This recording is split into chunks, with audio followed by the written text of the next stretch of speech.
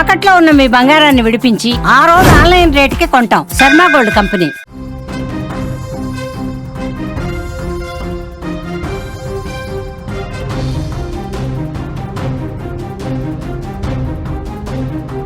దేశ రాజధాని ఢిల్లీలో తీవ్ర కలకలం రేగింది. ముఖ్యమంత్రి రేఖా గుప్తాపై ఈ ఉదయం ఓ వ్యక్తి బహిరంగంగా దాడికి పాల్పడ్డాడు. ప్రజా సమస్యలు వింటున్న సమయంలో ఈ ఘటన జరగడం తీవ్ర ఆందోళన వ్యక్తం కలిగిస్తోంది.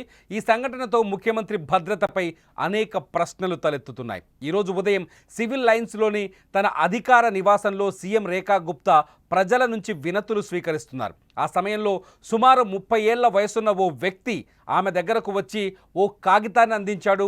వెంటనే గట్టిగా అరుస్తూ దుర్భాషలాడుతూ ఆమె చెంపపై కొట్టాడు.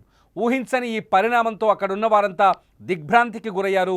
తక్షణమే స్పందించిన భద్రతా సిబ్బంది దాడి చేసిన వ్యక్తిని పట్టుకొని పోలీసులకు అప్పగించారు. నిందితుడిని గుజరాత్లోని రాజ్కోట్కు చెందిన రాజేష్ సకారియాగా ప్రాథమికంగా గుర్తించారు. ఈ ఘటన తర్వాత సీనియర్ పోలీస్ అధికారులు వెంటనే సంఘటనా స్థలానికి చేరుకున్నారు. నిందితుడిని అదుపులోకి తీసుకొని విచారణ జరుపుతున్నారు. పోలీసులు తెలిపారు. అక్కడ సాక్షుల మాటల ప్రకారం సాక్షులను బట్టి చూస్తే మొదట ముఖ్యమంత్రి రేఖా గుప్తాపై తొలుత యువకుడు గట్టిగా అరిచాడు. అనంతరం ఆమె చెంపపై కొట్టాడని తెలుస్తోంది. అనంతరం దుర్భాషలాడాడు. ముఖ్యమంత్రితో యువకుడు తీవ్ర ఘర్షణకు దిగాడని తెలుస్తోంది. మొత్తానికి ముఖ్యమంత్రిపై దాడి చేస్తుండగా భద్రతా సిబ్బంది అడ్డుకోకపోవడంపై పెద్ద భద్రతా లోపంగా కనిపిస్తోంది. ప్రస్తుతం ముఖ్యమంత్రి నివాసం దగ్గర భారీగా భద్రతను పెంచారు. ఒక యువకుడు అంత దగ్గరగా ముఖ్యమంత్రి దగ్గరకు ఎలా వెళ్ళాడన్న దానిపై దర్యాప్తు చేస్తున్నారు. భద్రతా సిబ్బందిని పోలీసులు ప్రశ్నిస్తున్నారు. అలాగే సీసీటీవీ ఫుటేజ్ను కూడా పరిశీలిస్తున్నారు. ముఖ్యమంత్రి సురక్షితంగా ఉన్నారని సీఎం కార్యాలయం వర్గాలు స్పష్టం చేశాయి. ఈ దాడి ఘటనపై రాజకీయంగా తీవ్ర విమర్శలు వ్యక్తమవుతున్నాయి. ఢిల్లీ కాంగ్రెస్ అధ్యక్షుడు దేవేందర్ యాదవ్ ఈ ఘటనను తీవ్రంగా ఖండించారు. ఇది చాలా దురదృష్టకరమైన సంఘటన. ముఖ్యమంత్రికే రక్షణ లేకపోతే ఇక సామాన్య మహిళల భద్రత పరిస్థితి ఏంటని ఆయన ప్రశ్నిస్తున్నారు. ఈ దాడిలో రాజధానిలో రాజధానిలో మహిళల భద్రత ఎంత దయనీయంగా ఉందో తెలియజేస్తోందని ఆయన ఆవేదన వ్యక్తం చేశారు. అదేవిధంగా ఢిల్లీ బీజేపీ అధ్యక్షుడు వీరేంద్ర సచ్దేవా కూడా ఈ దాడిని ఖండించారు. ఈ ఘటనపై పోలీసులు విచారణ జరుపుతున్నారని ఆయన తెలిపారు. తెల్లవారుజాములోనే అంటే ముఖ్యమంత్రి తన ఇంట్లో ఎవరైతే పౌరుల నుంచి ఫిర్యాదులు స్వీకరిస్తున్న తరుణంలో ఈ ఇన్సిడెంట్ జరిగినట్టుగా తెలుస్తోంది. ప్రస్తుతానికి నిందితుడిని పోలీసులు అదుపులోకి తీసుకున్నారు. మీరు వీడియో చూస్తున్నారు. సేమ్ ఇలాగే ముఖ్యమంత్రి ఒక దర్బార్ నిర్వహిస్తారు ఢిల్లీలో.